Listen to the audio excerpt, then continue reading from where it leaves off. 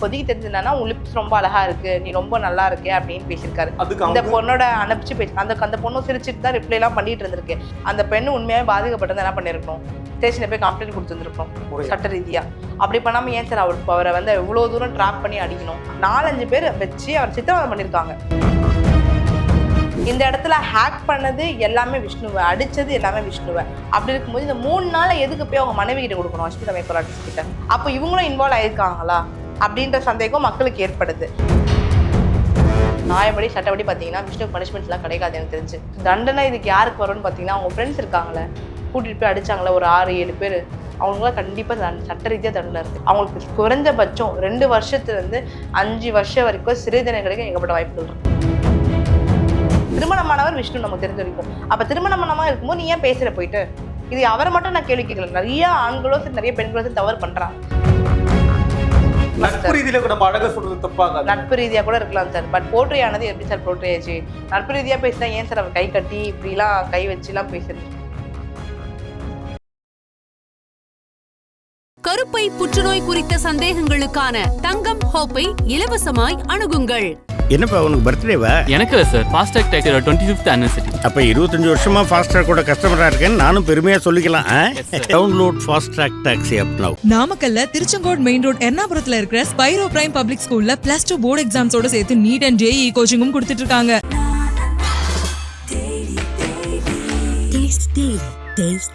உலக தமிழர்களுக்கு வணக்கம். இது கிங் டிவி. இன்றைக்கு நம்மோடு சிறப்பு நேர்காணலில் வழக்கறிஞர் ஹரிணி SSV அவர்கள் இணைந்திருக்கிறார். வணக்கம். வணக்கம். சமூக வலைத்தளங்கள்ல குற்றங்கள் நடைபெறுவது தொடர்கதையா இருக்கு. போதிய விழிப்புணர்வும் இன்ற காலகட்டத்தில் தேவைப்படுது. இரு தரப்பிலும் அது நம்ம ரொம்ப அவசியமா பார்க்கப்படும். குறிப்பா இந்த இன்ஸ்டா மூலமாக பிரபலமாகி ஒரு குற்ற செயலை செய்யறாங்க. ஏற்கனவே பிரபலமானவங்க, ஆனா துணிவா ஒரு குற்ற செயலில் ஈடுபடுவதற்கு முதல் காரணம் என்ன? குறிப்பா இந்த விஷ்ணு அவர்களுடைய குற்றப்பின்னணி என்ன? விஷ்ணு அப்படின்னு நம்ம கேள்விப்படும் போதே ஒரு 1 month கூட இருக்காதுன்னு நினைக்கிறேன். ஃபாரெக்ஸ் ஸ்கேம் அப்படின்ற ஒரு விஷயத்துல மாட்டி ஒரு பெரிய பிரச்சனை வந்துச்சு. பல மக்களை வந்து லட்சக்கணக்கா ஏமாத்திட்டாரு அப்படின்ட்டு மக்கள் எல்லாமே தவிச்சு வந்து முன் வந்து கம்ப்ளைண்ட்லாம் ரைஸ் பண்ணியிருந்தாங்க. அப்ப அவர் தரப்புல இருந்து இன்டர்வியூவும் கொடுத்திருந்தாரு. என்ன கொடுத்திருந்தாரு பாத்தீங்கன்னா, நான் யாரும் ஏமாத்தல, நான் காசு கொடுக்க ரெடியா தான் இருக்கேன், ஸோ தட் நான் யாரும் ஏமாத்தல, என் ஒய்ஃப் மாதிரி உங்களால இண்டிபெண்டா இருக்க முடியுமா, என் ஒய்ஃப் அவ்வளோ இண்டிபெண்டான உமன் அப்படின்ற மாதிரிலாம் பேசி ஒரு போல்ட் ஸ்டேட்மெண்ட் கொடுத்திருந்தாரு. இப்படி போல்டா இருந்த விஷ்ணு வந்து சடனா ஒரு 4 நாளைக்கு முன்னாடி பாத்தீங்கன்னா அவள் பேஜ்லயே வந்து ஒரு வீடியோ டெலிகாஸ்ட் ஆகுது. அதில் அவர் அழுத மாதிரியும் பயந்தும் சில விஷயங்கள் சொல்லியிருக்காரு. அதில் பார்த்தீங்கன்னா அவரோட ஃப்ரெண்டோட தங்கச்சிக்கிட்டே அவர் ஃப்ளர்ட் பண்ணியிருந்திருக்காரு. அவங்க ஃப்ரெண்டோட தங்கச்சி பார்த்தீங்கன்னா காலேஜ் படிக்கிறாங்க. காலேஜ் படிக்கிறதுக்காக இங்கே வந்திருக்காங்க. அவங்க ஃப்ரெண்ட் என்ன சொல்லிருக்காங்க, என் தங்கச்சியை பார்த்துக்கோன்னு சொல்லி இன்ட்ரோ கொடுத்துருக்காங்க. இவர் என்ன பண்ணியிருக்காருன்னா அந்த பொண்ணுக்கிட்ட ஃப்ளர்ட் பண்ணிட்டு இருக்க மாதிரி சில விஷயங்கள் பரவப்பட்டுச்சு. அதுக்காக அவங்க ஃப்ரெண்ட்ஸ் எல்லாம் ட்ராப் பண்ணி அவரை வர வச்சு அவர்கிட்ட இருந்து மிரட்டி சில உண்மைகளை வாங்கி அத அவரோட இன்ஸ்டாகிராம் பக்கத்திலே வெளியிட்டு இருக்காங்க. மிரட்டி வாங்கியது எல்லாம் உண்மைதான் இல்லையா? உண்மை. அது அவரே சொல்லிட்டாரு. அவரே என்ன சொல்றாருன்னா, அவரோட பிரஸ் மீட்டிங் இன்னைக்கு ரிலீஸ் ஆயிருக்கு. அதுல என்ன சொல்றாருன்னா, நான் அந்த பொண்ணுகிட்ட அபியூஸா பேசினேனா, ஹராஸ் பண்ணனா, மொலாஸ் பண்ணனா, அல்ல வேற எதுனா நான் அந்த பொண்ணை ஹராஸ்மெண்ட் பண்ணனான்னு கிளியரா சொல்றாரு. ஸோ விருப்பப்பட்டு தான் பேசியிருக்காங்க 2 பேருமே. இவர் வந்து விளையாட்டுத்தனமா பேசியிருக்காரா இல்லைன்னா தப்பா ஃப்ளர்ட் பண்ணிருக்காரா நமக்கு தெரியாது.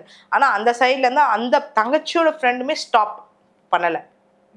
ஸோ இது நமக்கு என்ன தெரியுதுன்னா பேசியிருக்காங்கன்றது கிளியரா தெரிஞ்சிருச்சு. மக்களுக்கு இது தெரிஞ்சோன்னு என்ன கோவம் வருதுன்னா, நீங்க திருமணமானவங்க தானே, உங்களுக்கு குழந்தை இருக்கு, 2 குழந்தை இருக்கு, 3வது குழந்தை பிறக்க போகுது. அப்படி இருக்கும் பொழுது நீங்க எப்படி இப்படி பேசலாம், எப்படி நீங்க இந்த மாதிரி பிஹேவ் பண்ணலாம் அப்படின்ட்டு மக்களுக்கு விஷ்ணு சார் மேல பயங்கர கோவம் வருது. அஸ்மிதா மேம் மேல ஒரு சிம்பத்தி வருது. ஸோ இது இப்படி போயிட்டு இருக்கும் பொழுது மக்களுக்கு ஒரு சின்ன சந்தேகம் வருது, ஒருவேளை இது ட்ராப்பா இருக்குமா, அஸ்மிதா மேக்கர் ஆர்டிஸ்டே இது வந்து ட்ராப் பண்ணியிருப்பாங்களா அவங்க ஹஸ்பண்டை மாட்டி விடுறதுக்கு நிறைய கமெண்ட்ஸ். பிகாஸ் என்னோட பேஜில் பார்த்தீங்கன்னாலே என்னோட ஹர்னி அட்வொகேட் அதில் பார்த்தீங்கன்னாலே ஃபுல்லாக வந்துட்டு இருக்கு. என்கிட்ட கமெண்ட்ஸில் மக்கள் என்ன கேட்குறாங்கன்னா, மேம் இது ட்ராப்பாக இருக்கும்னு தோணுது எங்களுக்கு, அஸ்மிதா மேக்கர் ஆர்டிஸ்ட் வேணும்னே பண்ணுறாங்கன்னு தோணுது. எதுக்காகனா அந்த ஃபாரெக்ஸ் ஸ்கேமில் அவங்க ஹஸ்பண்ட் மாட்டியிருக்காங்க, அதில் வெளியில் வரக்கூடாதுன்றதுக்காக இது ஒரு ட்ராப் பண்ணி பண்ணுறாங்களா அப்படின்ற விஷயம் பேசப்பட்டு வருது. மக்கள் இப்படி யோசிக்கிற நிலமையில ப்ரெஸ் மீட் இன்னைக்கு வருது. அதில் வந்து விஷ்ணு என்ன சொல்கிறாரு, நம்ம தரப்புல இருந்து என்னை வந்து என் ஃபோனை பிடிக்கிட்டாங்க, என் ஃபோனை பிடிங்கி ஹேக் பண்ணி அவங்க தான் எல்லாமே பண்ணிக்கிட்டாங்க, 3 நாள் கழிச்சு என் ஃபோனை என் மனைவி கிட்ட கொடுக்குறாங்க, அப்படின்ற மாதிரி சொல்றாங்க. இந்த இடத்துல ஹேக் பண்ணது எல்லாமே விஷ்ணுவை, அடிச்சது எல்லாமே விஷ்ணுவை. அப்படி இருக்கும்போது இந்த 3 நாளை எதுக்கு போய் அவங்க மனைவி கிட்ட கொடுக்கணும், அஷ்மிதா மேக்கர் ஆர்டிஸ்ட் கிட்ட? ஸோ இதுல இருந்தே மக்களுக்கு ஒரு குழப்பம் ஏற்படுது. 3 நாள் கழிச்சு அந்த போனை இவர்கிட்ட கொடுக்கணும், இல்ல தூக்கி குப்பையில போடணும், இல்ல உடைச்சு போடணும். இது எதுவுமே பண்ணாம எதுக்கு மனைவி கிட்ட கொடுக்குறாங்க? அப்போ இவங்களும் இன்வால்வ் ஆயிருக்காங்களா அப்படின்ற சந்தேகம் மக்களுக்கு ஏற்படுது. அந்த சந்தேகம் மட்டும் இல்லாம மக்களுக்கு வேற என்ன சந்தேகம் வருதுன்னா, ஒருவேளை அஷ்மிதா மேக்கர் ஆர்டிஸ்ட் தான் இதை பிளான் பண்ணி பண்ணியிருக்காங்க. மேபி விஷ்ணு வந்து உண்மையாக இந்த மாதிரி பொண்ணு விஷயத்துல வீக்கா இருந்திருக்கலாம், அதெல்லாம் பிரச்சனை வந்திருக்கலாம். அதை மாட்டி விடணும்ன்றதுக்காக அஷ்மிதா மேக்கர் ஆர்டிஸ்ட் பண்றாங்களான்னு பேசிட்டு இருக்காங்க மக்கள். பேசப்படுறாங்க. வீக்கை தாண்டி நம்ம அந்த வார்த்தையில ரொம்ப நான் கவனமா நான் கேட்கிறேன். தவறு நடந்திருக்குன்றது உண்மை. அது வீக்குன்றது நம்ம தாண்டி நம்ம என்ன சொல்றோம்னா, தன்னோட வயதுல ரொம்ப சிறிய பெண் அப்படின்றாங்க, சிறுமின்றாங்க, கல்லூரி மாணவின்றாங்க, முதல் முறை அறிமுகமான உடனேயே அந்த நம்பரை வந்து இவங்க பண்ணியிருக்காங்க அப்படின்றாங்க. ஆனா இது தவறு தானே? ஒன்னே ஒண்ணுதாங்க, யாருமே இந்த உலகத்துல ஒன்னும் ரொம்ப உத்தமம்னு சொல்ல முடியாது நம்மளால. எல்லாருமே ஒரு இடத்து தப்பு பண்ணதான் செய்வாங்க, இருக்குறீங்க தப்பு பண்ணதான் செஞ்சுட்டு இருக்காங்க, சரிங்களா? அப்படி இருக்கும்போது நம்ம மேரிடா கமிட்மெண்ட்ல இருக்குமான்ற ஒரு விஷயம் இருக்கு. நீ கமிட்மெண்ட் இருந்தா நீ என்ன வேணும் தப்பு பண்ணிட்டு போகலாம். நீ கமிட்மெண்ட்ல கிடையாது, நீ எந்த பொண்ணுகிட்ட பேசினாலும் எந்த பத்தின பையனை கூட பேசிட்டு போகலாம், அது அவங்க விருப்பம், புரியுதுங்களா? பட் நீ ஒரு ரிலேஷன்ஷிப்ல இருக்க, நீ மேரேஜ் ரிலேஷன்ஷிப்ல இருக்க, உனக்கு 2 குழந்தை இருக்குன்னும் போது ஒரு பொண்ணுக்கிட்ட விளையாடுதனமா பேசினாலும் தப்பு தானங்க. தப்பு. நீ சிங்கிளா இருந்தா நீ என்ன வேணா பண்ணிட்டு போ. இதுவே நீ சிங்கிளா இருந்தா ஒரு பொண்ணுகிட்ட போய் நீ அழகா இருக்க, நீ ஃப்ளர்ட் பண்ண கூட தப்பவே எவ்வளவு பெரிய விஷயம் ஆயிருக்காது. ஆனா அதுவே கூட தவறுதான். சிங்கிளா இருந்து கூட அந்த வீடியோல என்ன வந்துட்டு இருக்குன்னா, இந்த மாதிரியான வீடியோல அனுப்பிட்டு இருக்க, அந்த வாய்ஸ் நோட்ல வந்துட்டே இருக்கும், நீ என்ன பெரிய மன்மதனா அப்படின்ற மாதிரி. ஆமா சார், அதுவே கூட தவறுதான். பட் அந்த பொண்ணும் பேசிருக்குல்ல சார். சார் இப்ப நீங்க சிங்கிளா இருக்கிறீங்க, ஒரு பொண்ணு கிட்ட நீங்க பேசுறீங்க, சரிங்களா? அந்த பொண்ணுக்கு விருப்பப்பட்டு அந்த பொண்ணு உங்ககிட்ட பேசுதுன்னா நீங்க பண்ணது கிரைமா? இல்ல, கிடையாது. விருப்பத்தின் பேர்ல. இதுவே அந்த பொண்ணு வந்து விருப்பப்படல போய் பேசுறீங்கன்னா ஹராஸ்மெண்ட். இப்போ இதை திருமணம் பண்ண யாரு?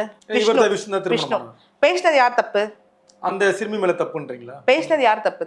திருமணம் தெரிஞ்சு பேசியிருக்காரு, அந்த பொண்ணு ஸ்டாப் பண்ணாம பேசிட்டு இருந்திருக்கு, சரிங்களா? அவ்வளவுதான். இல்ல அவங்க என்ன பேசுனாங்கன்றது இன்னும் முழுமையா வெளியே வரல. என்ன பேசிருக்காங்க பாத்தீங்கன்னா, இப்போதைக்கு தெரிஞ்சதுன்னா உன் லிப்ஸ் ரொம்ப அழகா இருக்கு, நீ ரொம்ப நல்லா இருக்கே அப்படின்னு பேசியிருக்காரு. இந்த பொண்ணோட அனுப்பிச்சு பேசி அந்த பொண்ணு சிரிச்சிட்டு தான் ரிப்ளை எல்லாம் பண்ணிட்டு இருந்திருக்கு. அதனாலதான் நான் சொல்றேன், அந்த பொண்ணு சிங்கிளா இருக்கு, சரிங்களா? அவ பேசுறதுன்ற தப்பு தான், இல்லைன்னு சொல்லல. திருமணமான நபர்கிட்ட பேசி தப்பு தான். இப்ப திருமணமானவரே பேசுறாரே, 2 தரப்புலயும் தப்பு இருக்குன்றீங்க? 2 தரப்புல கண்டிப்பா தவறு இருக்கு. இதுல பாதிக்கப்பட்டது யாரு? இல்ல அவங்க மனைவி, குழந்தை பாதிக்கப்பட்டாங்கல்ல. இப்ப வெளியில வந்துருச்சு, அவங்க எவ்வளவு பெரிய சொசைட்டில எவ்வளவு பெரிய நேம்ல இருக்காங்க. இதனால அவங்க எவ்வளவு மன உளைச்சலுக்கு ஆளாயிருப்பாங்க. இதனால அவங்க ஃபேமிலி பிரிஞ்சிருச்சு இல்ல சார். ஆல்ரெடி டிவோர்ஸ் ஆயிட்டாங்க, டிவோர்ஸ் ஆகி திருப்பி சேர்ந்து வாழ்ந்துட்டு இருக்காங்க. அப்படி இருக்கும்போது இப்படி ஒரு விஷயம் நடக்குதுன்ற போது யாருக்கு சார்? ஒரு பெண்ணா யோசிச்சு பாருங்க அவங்க மனநிலைமை எப்படி இருக்கும்ட்டு. இப்ப பாதிக்கப்பட்ட 2 பேருக்குமே பாதிப்பு. நான் என்ன சொல்றேன்னா, விஷ்ணுவெல்ல சொல்லிட்டு இருக்கீங்க தப்பு தான் பண்ணிட்டாரு. அவர் சிங்கிளா இருந்து என்ன வேணா பண்ணிட்டு போட்டோம். அது இன்னொரு பார்ட்னர் விருப்பப்படுறாங்கன்னும் போது என்ன வேணா பண்ணிட்டு போலாம். சிங்கிளா இருக்காங்கன்னும் போது ஆப்போசிட் ஜெண்டர் ஒத்துக்குறாங்க, அவர் பண்ற தப்புக்கெல்லாம் பண்ணிட்டு போட்டு தப்பு இல்ல. அவங்க ஒத்துக்காத போது பண்றாங்கன்னும் போது அது ஹராஸ்மெண்ட் அப்படின்னு தப்புதான் போயிடும். அப்படி ஒத்துக்காத போது ஒருத்தவங்க அழுக்க டைமா பண்றாங்கன்னும் போது சட்ட ரீதியா அவங்க சட்ட சிக்கலை அனுபவிச்சுதான் ஆகணும். ஆனா இடத்துல திருமணமானவர் இப்போ இவர் சோசியல் மீடியா பெரிய லெவல்ல இருக்காரு, அவங்க ஒய்ஃப் பெரிய லெவல்ல இருக்காங்க, இந்த உண்மை வந்துருச்சு அந்த உண்மை. பட் எத்தனை பேர் வந்து இந்த மாதிரி மிடில் கிளாஸ் இருக்கிற பெண்களும் ஆண்களும் எவ்வளவு பேர் பாதிக்கப்படுறாங்க அஃபேர்னால. அஃபேர்ன்றது எடுத்தோடனே அஃபேர்லாம் வராது, இப்படிதான் அஃபேர் ஆரம்பிக்க போதும், இப்படிதான் ஆரம்பிக்கும். லிப்ஸ் அழகா இருக்கு, நீ பார்க்க அழகா இருக்க அப்படின்னு மீட் பண்ண போகுது, இப்படிதான் அஃபேர் ஸ்டார்ட் ஆகுது.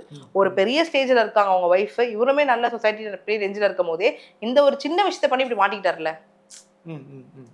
எந்த இடத்துலயுமே அவரு நான் தப்பு பண்ணலன்னு சொல்லவே இல்லை, நான் பேசினேன், அவங்களும் பேசினாங்க, நான் அவங்கள வந்து அவர் சொல்றது நியாயம் தானே சார். அவங்க பேசியிருக்காங்க, இது இப்படி புரிஞ்சுக்கலாம்னு நினைக்கிறேன். உள்நோக்கத்தோட தான் அவர் பேசியிருக்காரு சார். அவர் பண்ண தப்பு தான் சார், தப்பு தான். அவர் பண்ண தப்பு இல்லை நான் சொல்லவே இல்லையே. அதுக்கு அவங்க ரெடியாயிட்டாங்க. அப்படி ஆமா, அவங்க ரெடியாகி பேச ஆரம்பிச்சிட்டாங்க. இல்ல நான் மறுபடியும் தான் கேக்குறேன், ஒரு உள்நோக்கத்தோட பண்ணிருக்காரு. கண்டிப்பா அவங்க அதுக்கு ரெடியாயிட்டாங்கன்னு புரிஞ்சுக்கலாம். ஆனா பெரிய குற்றவாளி இவர்தான் இல்லையா? கண்டிப்பா. ஏன்னா திருமணமானவர் இவர் தானே சார். அந்த பொண்ணு யாருன்னு நமக்கு தெரியாது, நம்ம அந்த பொண்ணு ஹிஸ்டரி தெரியாது. இன்னைக்கு யாரோட லைஃப் போயிடுச்சு? விஷ்ணுவோட லைஃப் தானே எனக்கு அஃபெக்ட் ஆயிருக்கு.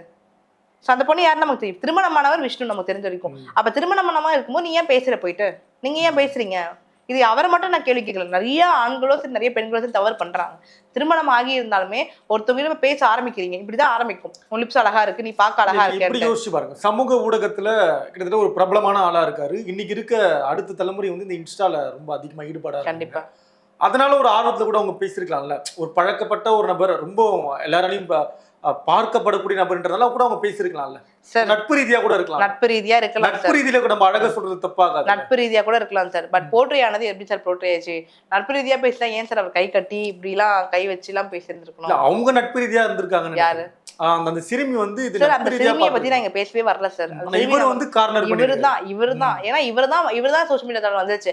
இப்ப அந்த பொண்ணு பேச தப்புன்னா நான் சொல்லல சார். அவங்க என்னமோ பட்டு போட்டோம், பிரச்சனை கிடையாது. இதுல சோஷியல் மீடியா டெலிகாஸ்ட் பண்ணது யாரு? ஃப்ரெண்ட்ஸ், அவரோட ஃப்ரெண்ட்ஸ் பண்ணிட்டாங்க. நீங்க மாட்டினது யாரு? அதை பத்தி மட்டும் சிறுமி நமக்கு யாருன்னே தெரியாது சார். நம்ம ஏன் அதை பத்தி பேசணும்? ஃபர்ஸ்ட் ஆஃப் ஆல் அந்த பொண்ணு பண்ணி தப்பாவே இருக்கட்டும், யாருமே தெரியாத முகத்தை நம்ம ஏன் சார் பேசணும்? இப்ப குறிப்பா இப்ப அவர் மேல உடனடியா ஒரு நடவடிக்கை எடுக்கணும்னா சட்டப்படி வந்து அதுக்கான வாய்ப்பு இருக்கு. ஆனா அதை மீறி அவரை கூட்டிட்டு போயிட்டு ஒரு அறையில வச்சு இந்த வீடியோ எடுத்து பண்றது இதெல்லாம் முதல்ல சரிதானே? முதல் சார் அந்த பெண்ணு உண்மையாவே பாதிக்கப்பட்டது என்ன பண்ணிருக்கணும்?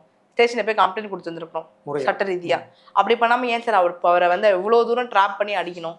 அந்த அளவுக்கு அவர் என்ன பண்ணிட்டாரு இந்த பொண்ணு? திருப்பி ட்ராப்ன்ற வார்த்தையை பயன்படுத்துறீங்க. ஏன்னா அவர் அதான் சொல்றாரு, என்ன ட்ராப் பண்ணிட்டாங்க தான் அவர் சொல்றாரு. அவர் சொல்லிட்டு நான் பேசிட்டு இருக்கேன். அவர் சொல்ல என்ன ட்ராப் பண்ணிட்டாங்க, என்ன ட்ராப் பண்ணிட்டாங்க, என்ன ட்ராப் பண்ணிருக்காங்க.